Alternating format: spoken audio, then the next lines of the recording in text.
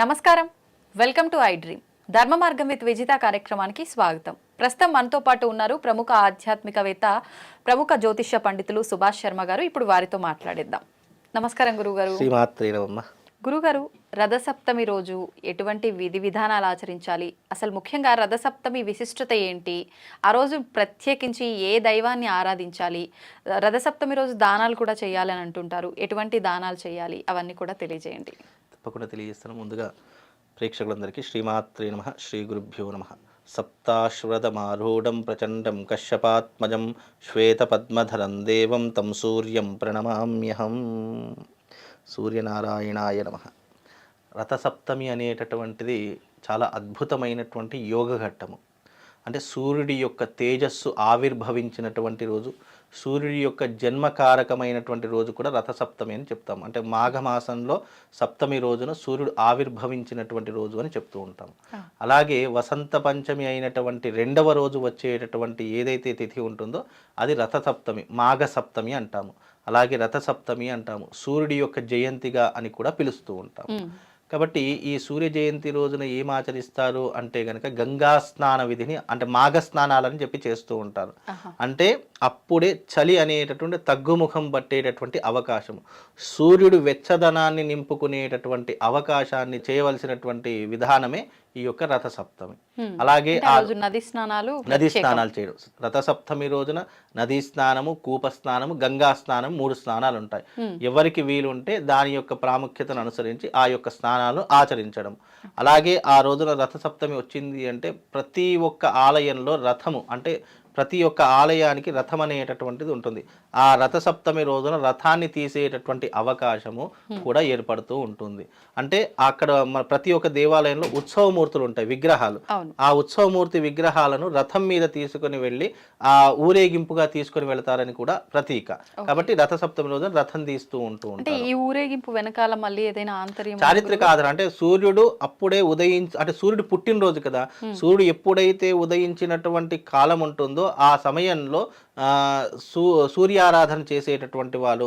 అలాగే రథసప్తమి అంటే ఈ యొక్క సూర్యుడికి ఈ యొక్క గుర్రాలు ఉంటాయి, రథాలు ఉంటాయి కదా, అవి అదే సమయంలో బయటకు వచ్చేటటువంటి సమయం కాబట్టి మన సూర్యుడి రథాన్ని బయటకు తీసుకురాలేం. కాబట్టి దాని యొక్క ప్రతీకగా ఏంటి అంటే ఈ రథాన్ని మనము మన గుడిలో ఉన్నటువంటి ఒక రథాన్ని తీసుకొని వెళ్ళి ఊరేగింపుగా చేసుకొని, లేదా గుడి చుట్టూ ప్రదక్షిణ చేసి విగ్రహాలను మనం ఊరేగింపుగా తీసుకొని మళ్ళీ దానికి పూజాది క్రతువులు చేస్తాం. తెల్లవారితే చక్రతీర్థము అని చెప్పి చేస్తారు.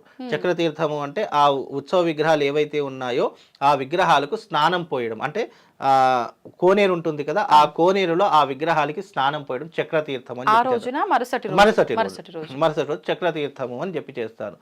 దాని తర్వాత అంటే మొదటి రోజు రథసప్తమి, రెండవ రోజు చక్రతీర్థము, మూడవ రోజు విగ్రహ దర్శనం. ఈ 3 కూడా చేస్తూ ఉంటారు. ఇది 3 రోజుల పండగ. 3 రోజుల పండగ.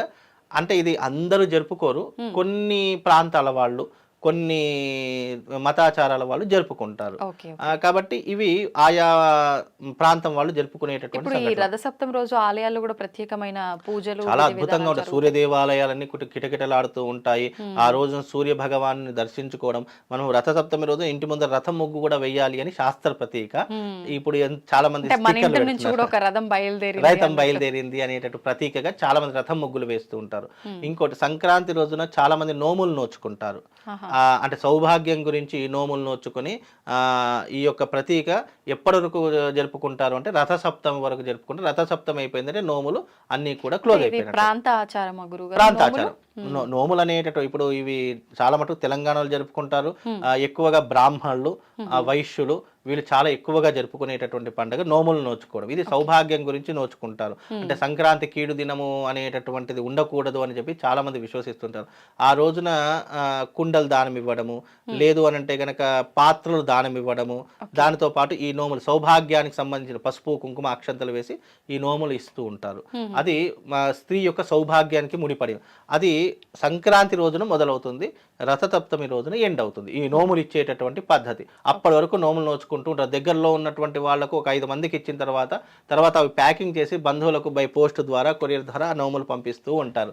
ఎందుకంటే అప్పుడు మనకు ఆచారం ఎలా ఉండేదంటే కుటుంబ సభ్యులు కానీ బంధువులు కానీ ఒక ఊర్లో ఉండేటటువంటి వాళ్ళు, అది ఊరు వరకే పరిమితమైంది. ఎప్పుడైతే ఊర్లో ఉన్నటువంటి జనాలు నలుమూలలా విస్తరించడం మొదలయ్యిందో సెల్ ఫోన్లు, అలాగే ఈ కొరియర్లు వీటి ద్వారా నోములు పంపించుకునేటటువంటి పద్ధతి. అంతేందుకు రాఖీ పండుగ వస్తే రాఖీలు కూడా బై పోస్ట్ ద్వారానే పంపిస్తున్నారు. నిజంగా ఈ సాంప్రదాయం కరెక్టే అంటారా? కాదు, అంటే జనాలకు టైం దొరకదు కదమ్మా. ఇంకోటి ఏంటంటే ఇది పరిగెత్తే కాలం, ఉద్యోగాలు ఉంటాయి, తర్వాత వచ్చేసి ఆఫీసులకు సెలవు ఇవ్వరు. మనం ఇప్పుడు ఈ పండగ సంక్రాంతి నుంచి రథసప్తమి వరకు అంటే దాదాపు 4 రోజులు లీవ్ ఉంటే ఇస్తారా? ఇవ్వరు. కాబట్టి ఏంటంటే ఇవి ఆచారం అనేటటువంటిది మనిషి పెట్టుకున్నది కాబట్టి తరం మారుతున్న కొద్దీ, కాలం మారుతున్న కొద్దీ ఆచార వ్యవహారాలు కూడా మారుతాయి. అప్పుడంటే ఉమ్మడి కుటుంబాలు ఉండేవి. ఒక ఇంట్లో దాదాపుగా 20 నుంచి 30 మంది జనాలు ఒకే ఇంట్లో ఉండేటటువంటి ఒక నిండు కుటుంబం ఉండేది. ఇప్పుడు ఎవరు ఉంటున్నారు? ఒక ఇంట్లో ఒక లంకంత ఇల్లు. మొన్న రీసెంట్ ఒకటి మణికొండలో వాస్తు చూడడానికి వెళ్ళానమ్మా. ఇల్లు చూస్తే ఇంద్రభవనం, అంటే దాదాపు 5 బెడ్రూమ్లు, తర్వాత వచ్చేసి కింద పెద్ద హాలు, ఒక పెద్ద వంటగది, దాని కింద ఒక 20 మంది కూర్చునే డైనింగ్ టేబుల్. ఇది వాస్తు చూడడానికి వెళ్తే అమ్మా చాలా విశాలంగా ఉంది, ఎంత ఒక 20 మంది ఉంటారా అంటే లేదండి 4గురమే ఉంటాము. అంత పెద్ద ఇంట్లో 4గురు అంటే నేను నవ్వలేక ఇదైపోయా.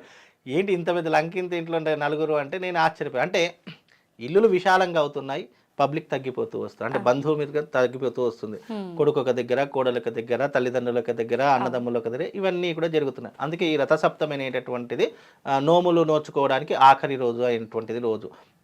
అలాగే ఆ రోజున చేయవలసిన దాన ధర్మాలు ఏంటంటే నువ్వులు దానం చేసుకోవాలి, గంగా స్నాన విధిని ఆచరించాలి.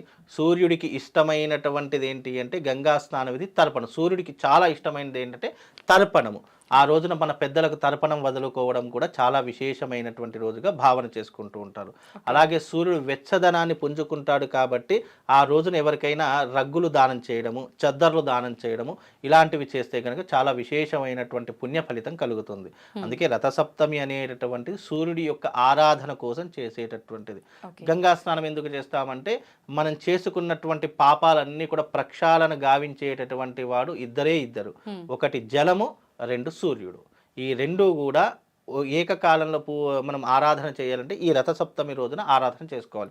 మనము గోదావరి జలంలో, అంటే దగ్గరలో ఉన్న జలంలో మనము ఈ భాగం వరకు మునిగేయాలి. అంటే తల భాగం ఒక్కటి మాత్రం పైన ఉంచేసి ఈ భాగం వరకు మునిగి సూర్యుడికి అర్ఘ్య ప్రదానం చేస్తేనట మనలో ఉన్నటువంటి అంటే ఈ జబ్బులు, ఈ రోగాలు ఏవైతే ఉంటాయో అవన్నీ కూడా తొలగిపోవడానికి సూర్యుడు సాక్షిభూతుడవుతాడు అని చెప్పేసి శాస్త్ర ప్రతీక కూడా చెప్పడం జరిగింది. అందుకే రథసప్తమి అనేటటువంటిది ఇది ఎప్పుడు కూడా మీరు గమనించండి, మన పండగలు కానివ్వండి, మనం ఆచరించే ఆచారాలు కానివ్వండి, ఇటు సైంటిఫిక్ రీజన్స్ ఉంటాయి, ఇటు శాస్త్ర సమ్మతమైనటువంటి విషయాలు కూడా ఉంటాయి. అందుకే మన పండుగలకు అంత ప్రాముఖ్యత. సైంటిఫిక్ రీజన్ ఏంటి అంటే ఈ రథసప్తమి రోజున చాలా విశేషమైనటువంటి చలి ఉంటుంటే ఈ ఏవైతే మన బోన్స్ ఉంటాయో అవి ఇట్లా విరిగినట్టుగా ఉంటాయి, అంత చలి ఉంటుంది ఆ రోజున. ఆ రోజున మళ్ళీ స్నానం ఎప్పుడు చేయాలి? ఉదయకాలము 5 గంటల వరకు నదిలో దిగి స్నానం చేయాలి.